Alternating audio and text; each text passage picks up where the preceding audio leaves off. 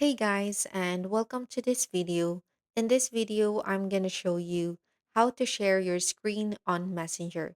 So without further ado, let's get straight into it.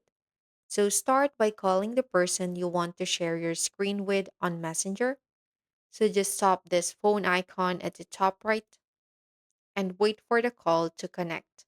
And once it's active, look at the bottom of the screen for a video icon with a game controller. So just tap on that icon like so.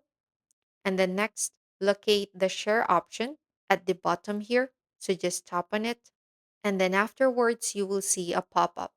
So tap start sharing and then confirm by selecting start broadcast. So since I'm currently recording my screen, I will have to stop recording to see that option. But in your end, you will see the start broadcast. So just tap on it and your screen will now then be shared. So allowing the other person to see whatever you're doing on your device, just like this. So to stop sharing, just tap stop at the top of your screen and that will end your screen sharing. So that's basically how you can share your screen on Messenger. I really hope you found this video useful. If you could give us a like and subscribe, we'd really appreciate it. Catch you guys in the next one.